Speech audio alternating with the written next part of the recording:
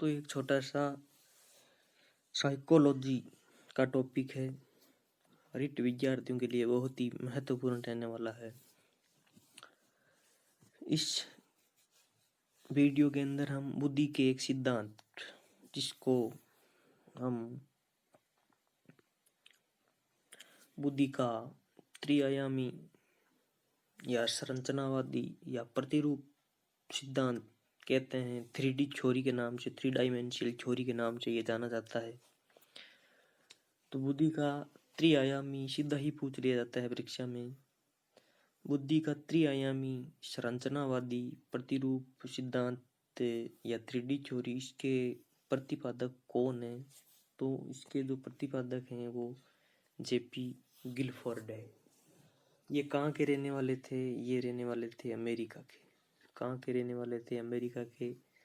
तो आपको त्रिआयामी शब्द दिख जाए, संरचनावादी दिख जाए या प्रतिरूप दिख जाए, प्रतिरूप, तो आपको उत्तर देना है जेपी गिलफोर्ड।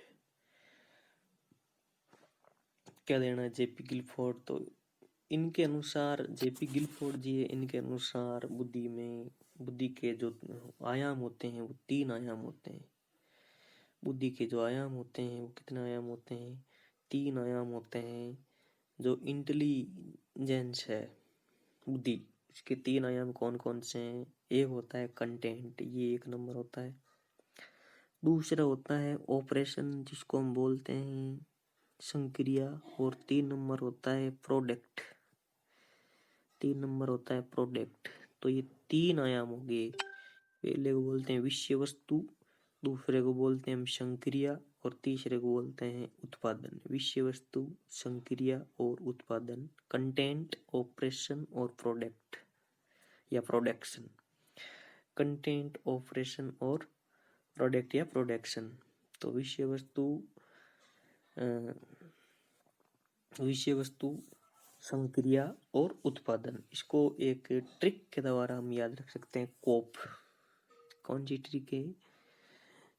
इन तीनों चीजों को पूछ सकते हैं, एक निम्न में से कौन सा भिन्न है। तो 3 आयाम कौन कौन से हैं, कौन से नहीं है, इस प्रकार। तो जो 3 आयाम, उनको इस प्रकार याद रखो आप। कोप, जो कोप होता है ना, जिस कप को हम बोलते हैं सामान्य भाषा में कोप। तो सी का अर्थ हो गया, आपको पता है कंटेंट, ओ का ऑपरेशन और इसका प्रोडक्शन। तो कोप, ये आपको याद रखना, कोप ट्रिक है इसकी।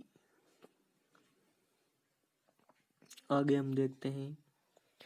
तो इसके अंदर सबसे पहले जेपी गिलफोर्ड ने 120 खंड बताए थे। आपको ध्यान देना है, कितने खंड बताए थे? सबसे पहले 120 खंड बताए थे, उसके बाद 150 खंड बताए थे, उसके बाद इन्होंने 180 खंड बताए थे।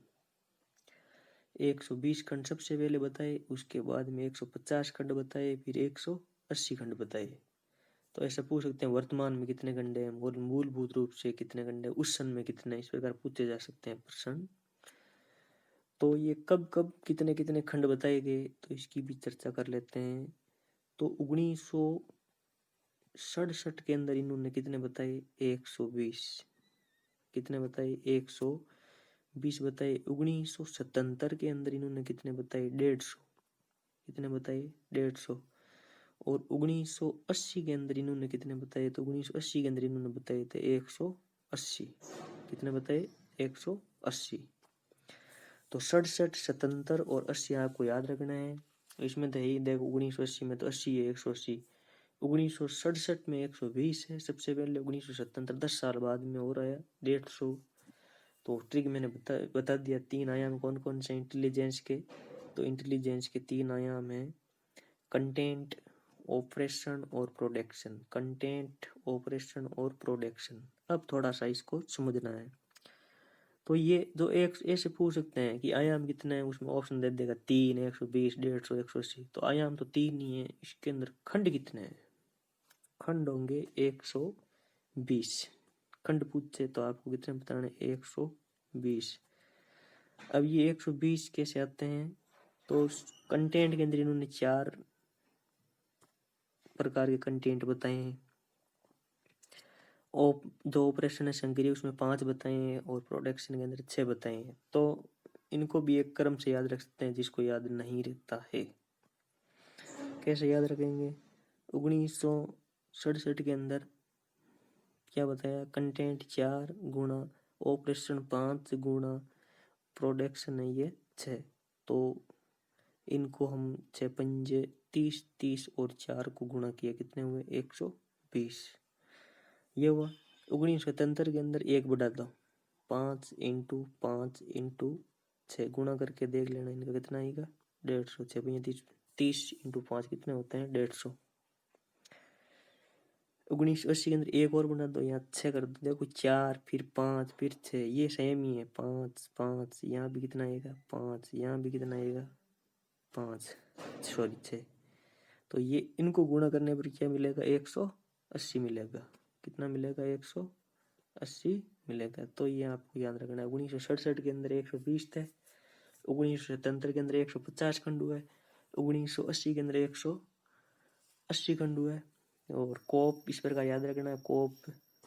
और ये याद रखना है 5 6 5 6 5 6 4 5 6। अब आगे बढ़ते हैं।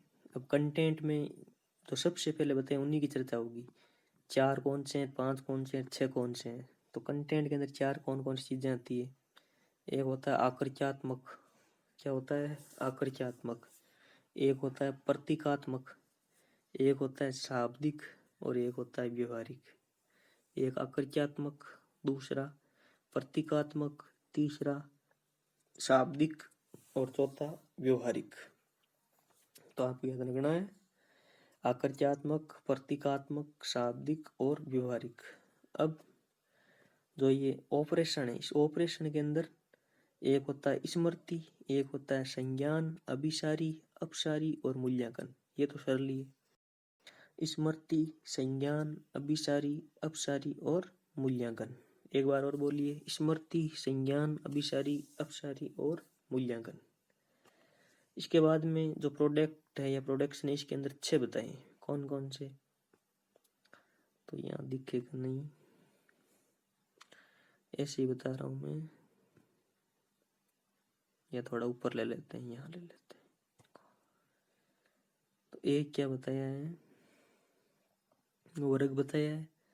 एक इकाई, एक वर्ग, एक संबंध, एक पद्धति, एक रूपांतरण, एक अनुप्रयोग। इसको 5 बार बोल लिया। इकाई, वर्ग, संबंध, पद्धति, रूपांतरण, अनुप्रयोग। इनमें से प्रश्न बना सकते हैं ऑपरेशन से संबंधित नहीं है, प्रोडक्ट से संबंधित नहीं है, कंटेंट से संबंधित नहीं है।